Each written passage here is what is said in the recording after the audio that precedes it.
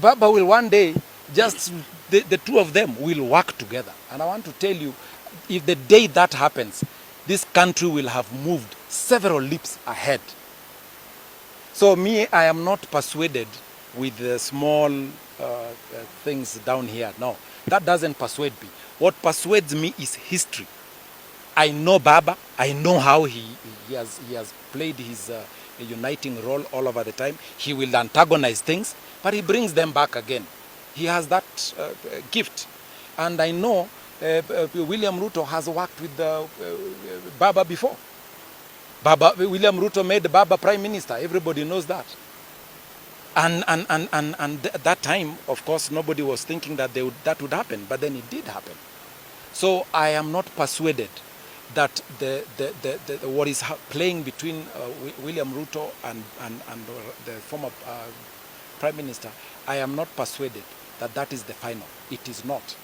It is, in fact, the next step to another, probably the final handshake that will unite this country once and for all, because we are now there.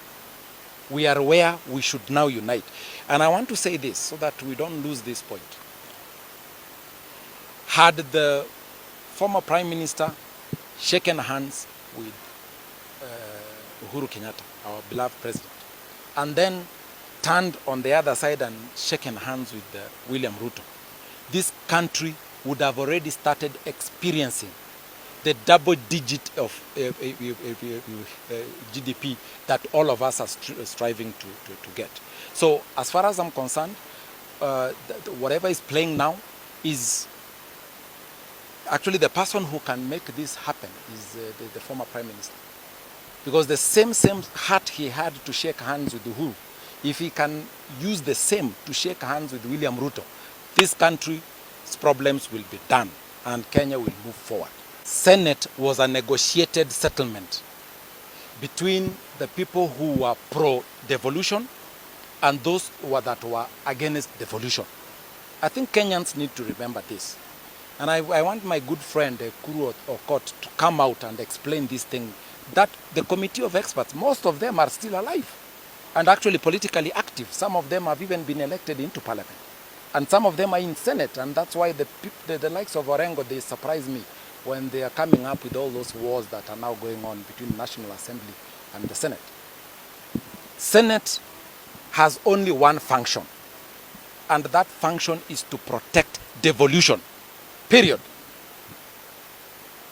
If Senate summons a minister for the State Department of Education, higher education, that minister has no obligation to appear before Senate.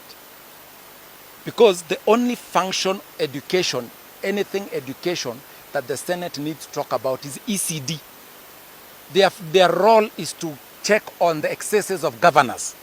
And they have a plate full because we have governors who have run amok. So Senate is already busy. They should do what they need to do, and that is oversight. The governors, 47 of them.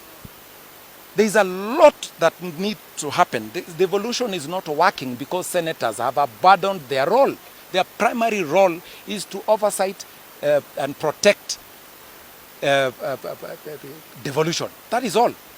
So when you see senators summoning a State Department for Energy, for example, and I support Matiang'i when he says he'll not appear before them, because Matiang'i is a cabinet secretary for internal security. There is nowhere that has nothing to do with devolution, except where there are extracts of elements of something that goes into that. But expressly in terms of oversight, that is the function of national government. So I think senators are being dishonest.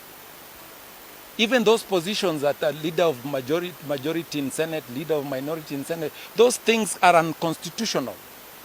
But of course, National Assembly in its own wisdom, in trying to grow and babysit the Senate so that the Senate can be strong, they allowed that to happen. And now the Senate wants to behave as if now they can duplicate the work of National Assembly. That is exactly where I'm going to. You see,